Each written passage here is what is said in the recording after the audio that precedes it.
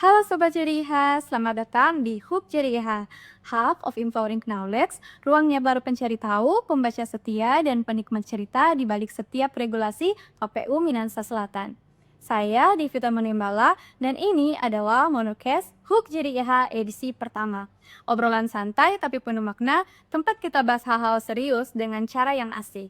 Buat kamu yang baru dengar, Hub Jeria ini bukan cuma kumpulan dokumen hukum yang bikin kening berkerut, tapi ini juga ruang baca dan ruang cerita tempat kita belajar bareng tentang dasar-dasar hukum pemilu, tapi dengan bahasa yang gampang dicerna dan dekat sama kehidupan kita seharian nih.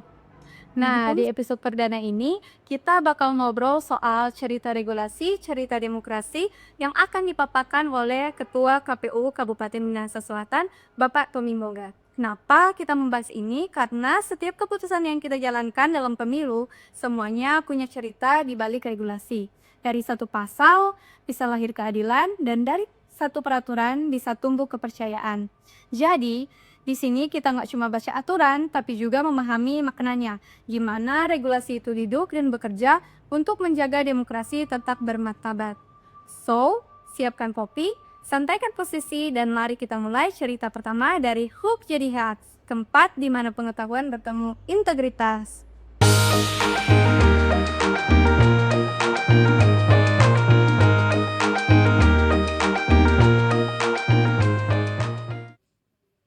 Shalom. Assalamualaikum warahmatullahi wabarakatuh. Om Swastiastu, Namo Buddhaya, salam kebajikan, Rahayu, salam sehat buat kita semua. Hari ini kita berbicara tentang demokrasi dan regulasi. Bercerita tentang demokrasi harus bercerita juga tentang regulasi.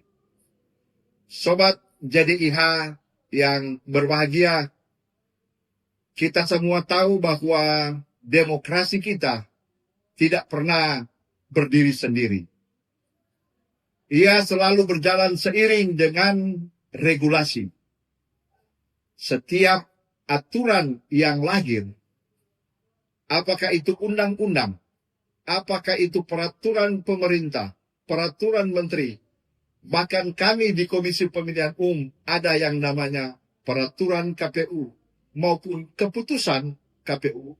Itu menjadi suatu pijakan yang sangat penting bagi jalannya proses demokrasi. Jika kita melihat ke belakang, pada masa awal penyelenggaraan pemilu, regulasi berjalan sesuai dengan demokrasi yang ada. Sampai saat ini sudah berjalan dengan baik dan regulasinya lebih sederhana. Tentu semua itu karena ada kebutuhan masyarakat akan demokrasi yang lebih terbuka, membuat regulasi pun ikut berkembang. Contoh, pemilu pertama di Indonesia tahun 1955 itu diikuti oleh 118 partai politik. Sehingga undang-undang atau regulasi yang dibuat juga harus menyertai regulasi atau demokrasi yang ada saat itu. Undang-Undang nomor 7 tahun 1953 diterbitkan tentang pemilihan konstituante, anggota konstituante, dan anggota DPR, sebagaimana diubah dengan Undang-Undang nomor 18 tahun 1953. Kemudian disusun juga oleh regulasi, yaitu Peraturan Pemerintah nomor 9 tahun 1954 tentang menyelenggarakan pemilu.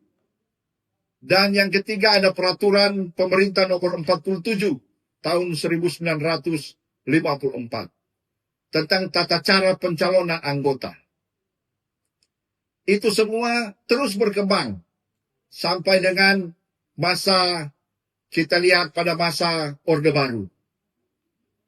Pada masa Orde Baru itu mulai tahun 1955 77 dari jumlah parpol yang sangat banyak difusi menjadi 2 partai politik dan 1 golongan karya. Sehingga regulasi yang ada berubah untuk mengakomodir 2 partai politik dan 1 golongan karya. Saat ini di masa reformasi, kita melihat bahwa keran demokrasi dibuka seluas-luasnya. Sehingga pada tahun 1999, dalam penyelenggaraan demokrasi Indonesia itu diikuti oleh 48 partai politik. Sehingga undang-undang atau regulasi yang ada juga berkembang. Sekarang ini, yang pemilu kemarin, pemilu tahun 2024, diikuti oleh 18 partai politik nasional dan 6 partai politik lokal di Aceh. Undang-undangnya cuma 1. Undang-Undang nomor 7 tahun 2017 tentang pemilihan umum. Apa yang dilakukan di sana? Walaupun undang-undangnya cuma 1, tetapi mengakomodir semua kepentingan politik di Indonesia. Undang-undang tersebut mengatur tentang tata cara pemilihan anggota DPR, DPRD, DPD, Presiden, dan Wakil Presiden. Begitu juga dengan tata cara yang digunakan di DPR dan DPRD, menggunakan sistem proporsional terbuka atau suara terbanyak. Mengapa demikian? Karena mengikuti perkembangan masyarakat. Itulah yang saya sebut tadi sebagai cerita demokrasi, cerita regulasi. Menyatu semua dalam suatu perkembangan politik di Indonesia. Sobat JDIH yang berbahagia, regulasi yang efektif tentu harus dapat beradaptasi dengan perubahan kebutuhan masyarakat dan perkembangan zaman. Berikut beberapa alasan menurut saya mengapa regulasi itu perlu berkembang. Yang pertama, karena ada perubahan sosial ekonomi kemasyarakatan. Regulasi harus dapat menanggapi perubahan sosial dan ekonomi yang terjadi dalam kehidupan masyarakat. Tingkat pendidikan masyarakat semakin tinggi, tingkat kesejahteraan semakin tinggi, sehingga suasana demokrasi Indonesia semakin berkembang dan regulasi harus mengikuti perkembangan tersebut. Yang kedua, kemajuan teknologi. Regulasi harus dapat mengatur dan mengawasi perkembangan teknologi dengan cepat. Saya berikan contoh, Sobat JDIH. Kami di Komisi Pemilihan Umum terdapat yang namanya sistem informasi. Untuk partai politik ada namanya SIPOL, Sistem Informasi Partai Politik. Untuk para pemilih, ketika kita merekap data pemilih atau merekap hasil pemilihan kemarin, kita punya yang namanya Sirekap. Jadi, regulasi yang diambil oleh KPU itu mengikuti perkembangan teknologi yang ada saat ini. Yang ketiga, regulasi juga harus mengikuti kebijakan publik.